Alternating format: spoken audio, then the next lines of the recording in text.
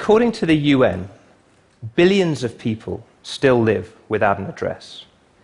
The economist Hernando de Soto said, "Without an address, you live outside the law. You might as well not exist." I'm here to tell you how my team and I are trying to change that.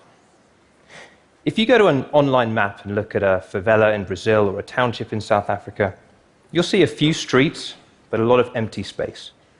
But if you flip to satellite view, there are thousands of people, homes, and businesses in this vast, unmapped and unaddressed spaces. In Ghana's capital, Accra, there are numbers and letters scrawled onto the sides of walls where they've piloted address systems but not finished them. But these places, these unaddressed places, hold huge economic potential. Here's why the issue of addressing stuck with me. I worked in the music business for 10 years, and what you may not know about the music world is that every day people struggle with the problems of addressing. So from the musicians who have to find the gigs to the production companies who bring the equipment, everyone somehow always gets lost. We even had to add someone to our schedules who was the person you called when you thought you'd arrived, but then realized you hadn't. And we had some pretty bad days, like in Italy, where a truck driver unloaded all the equipment an hour north of Rome, not an hour south of Rome, and a slightly worse day where a keyboard player called me and said, "Chris, don't panic, but we may have just sound-checked at the wrong people's wedding." So not long after the fated Rome event, I chatted this through with a friend of mine who's a mathematician, and we thought it was a problem we could do something about. We thought, well, we could make a new system, but it shouldn't look like the old system. We agreed that addresses were bad. We knew we wanted something very precise, but GPS coordinates, latitude and longitude, were just too complicated. So we divided the world into 3-meter squares. The world divides into around 57 trillion 3-meter squares, and we found that there were enough combinations of 3 dictionary words that we could name every 3-meter square in the world uniquely with just 3 words.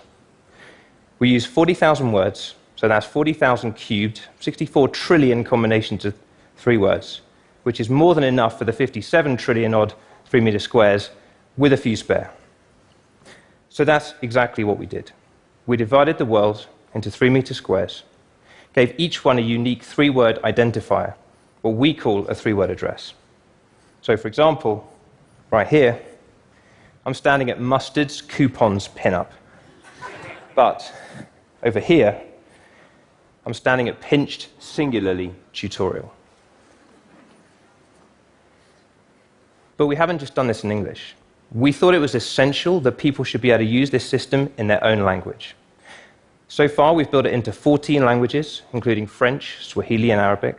And we're working on more now, like Xhosa, Zulu, and Hindi. But this idea can do a lot more than just get my musicians to their gigs on time. If the 75% of countries that struggle with reliable addressing started using 3-word addresses, there's a stack of far more important applications. In Durban, South Africa, an NGO called Gateway Health have distributed 11,000 3-word address signs to their community, so that pregnant mothers, when they go into labor, can call the emergency services and tell them exactly where to pick them up from, because otherwise the ambulances have often taken hours to find them. In Mongolia, the National Post Service have adopted the system and are now doing deliveries to many people's houses for the first time. The UN are using it to geotag photos in disaster zones so they can deliver aid to exactly the right place. Even Domino's Pizza are using it in the Caribbean because they haven't been able to find customers' homes, but they really want to get their pizza to them while it's still hot. Shortly, you'll be able to get into a car, speak the 3 words, and the car will navigate you to that exact spot. In Africa, the continent has leapfrogged phone lines to go to mobile phones, bypassed traditional banks to go straight to mobile payments. We're really proud that the post services of 3 African countries, Nigeria, Djibouti, and Côte d'Ivoire, have gone straight to adopting 3-word addresses, which means that people in those countries have a really simple way to explain where they live today.